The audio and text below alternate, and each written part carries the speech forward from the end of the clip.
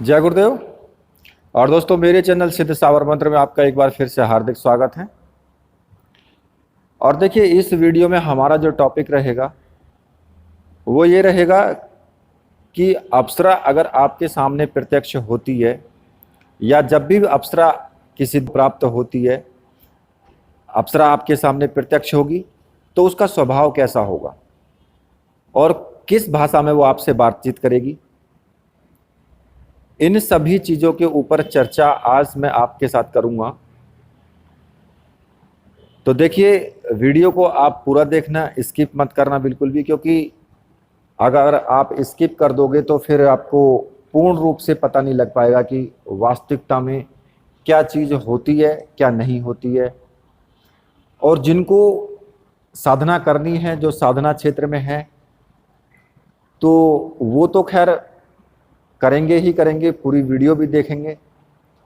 लेकिन उससे पहले मैं आपसे एक छोटी सी बात कहना चाहता हूँ कि देखिए, आप मुझे मैसेज करते हो व्हाट्सएप पर। अगर आप मैसेज में बहुत लंबे लंबे श्लोक मुझे लिख करके भेज देंगे या फिर आप अपनी जो पूरी जीवन की गाथा मुझे भेज देंगे, तो भाई मैं उनको पढ़ता रहूँगा। और जो दूसरे लोग हैं उनको टाइम नहीं मिल पाता है फिर, या फिर ऐसा तो है नहीं कि भाई मेरे कोई अपने पर्सनल काम नहीं है, पर्सनल काम मेरे भी हैं। तो मैं अपना जो व्हाट्सएप में जवाब देता हूँ, मैं कम से कम दिन में 3 या 4 बार व्हाट्सएप खोल करके और मैं जवाब देता हूँ। लेकिन अगर मैंने एक जवाब दे दिया किसी को, तो पता लगता है कि दूसरा क्वेश्चन उसने तैयार करके मुझे फिर भेज दिया, उसकी वो इंतजार भी नहीं करेगा। मतलब कि ऐसा नहीं है कि भाई एक क्वेश्चन मैंने आज पूछ लिया तो चलो एक क्वेश्चन मैं कल पूछ लेता हूं। क्यों? क्योंकि अब जिन लोगों के पहले से ही मैसेज आए हुए हैं तो जवाब तो मुझे उनको भी देना है, तो मैं फिर कैसे मतलब आपको जवाब दे पाऊं। या फिर आपने इतनी लंबी व्यथा भेज दी मेरे पास में कि मुझे पढ़ते पढ़ते उसको 15 मिनट लग गए, और फिर मैं ऊपर से जहां से पढ़ करके चला हूं नीचे तक आया हूं तो पता लगा कि ऊपर वाली चीज मेरे ध्यान नहीं रही कि भैया क्या क्या पूछा है मुझे। एक ही मैसेज में 10-10 क्वेश्चनों के आंसर। तो भाई ऐसा बिल्कुल मत करो। आप एक छोटा सा क्वेश्चन पूछो, छोटा सा, और वो एक बार पूछ लो। हालांकि मैंने ये जो व्हाट्सएप नंबर दिया हुआ है, ये नंबर केवल सामग्री लेने के लिए है कि भाई अगर आपको साधना की सामग्री चाहिए या साधना के उसी साधना के विषय में अगर किसी को पूछना है कुछ या कुछ जानकारी लेनी है, तो फिर वो मुझे व्हाट्सएप करके और उस पर मुझे बोल सकता है।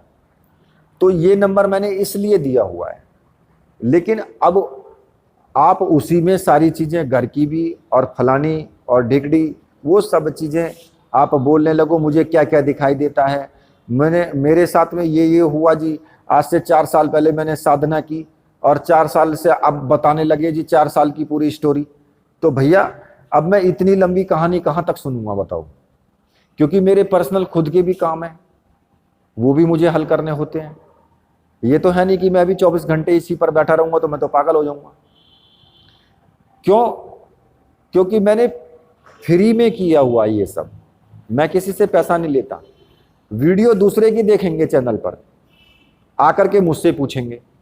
क्यों? क्योंकि वो तो पैसा लेते हैं, तो इसलिए वो लोग जब पैसा लेंगे तो उनसे क्यों पूछेंगे, फ्री में मुझसे पूछेंगे आकर के कि आप इसका जवाब दे दो। मतलब इस टाइप के व्यक्ति भी हैं, क्योंकि वो लोग समझते हैं कि मुझे नहीं पता है, लेकिन मुझे सब कुछ पता है, सब मैं जानता हूं। और इसलिए मैं कई बार तो लोगों के सवालों के जो उत्तर होते हैं वो देता ही नहीं हूं, मैं छोड़ देता हूं उनको, ऐसे ही छोड़ देता हूं। क्यों? क्योंकि मुझे पता है कि उनके अंदर जो चल रहा है वो क्या चल रहा है। तो इसलिए वो सब चीज़ें देखो मत करो बिल्कुल भी। और ये मैंने पर्सनल आपको इसी वीडियो के अंदर मैंने बताया हुआ है। अब मैं आपको इसी वीडियो में दूसरी चीज़ के बारे में बताता हूं कि देखिए, अप्सरा जब हमारे सामने प्रकट होती है तो अब जो हमारी भाषा है, चाहे आप उर्दू बोलें, चाहे फारसी बोलें, चाहे आप उड़िया बोलें, चाहे कन्नड़ बोलें, या फिर बंगाली बोलें, तो अप्सरा आपको उसी भाषा में जवाब देगी। ये एक बहुत महत्वपूर्ण बात है। चाहे आप संस्कृत बोलें तो अप्सरा भी आपको उसी भाषा में जवाब देगी। उसका जो स्वभाव होगा वो आपकी तरह ही होगा। क्यों? क्योंकि वो सारे गुण आपसे ही लेती है। आपको स्पर्श करके आपके पूरे गुण ले लेती है।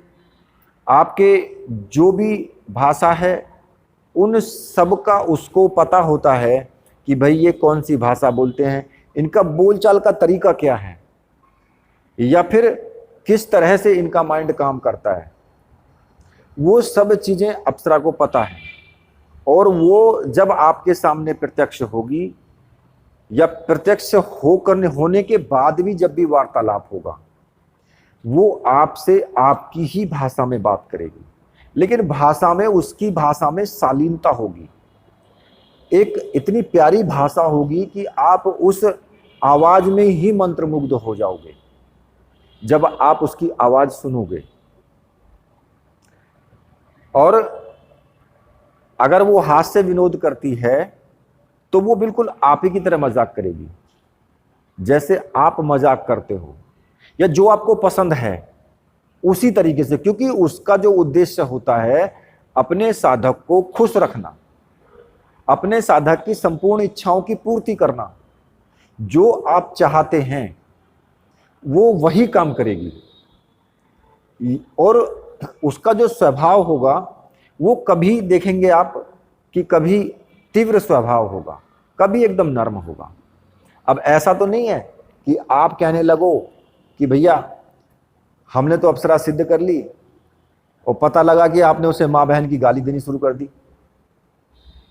अगर उसने थोड़ी सी आपसे कोई मजाक कर लिया या कुछ भी कह दिया तो आपने को क्रोधित हो गए और आपने माँ बहन की करनी शुरू कर दी। तो ऐसा नहीं होता है।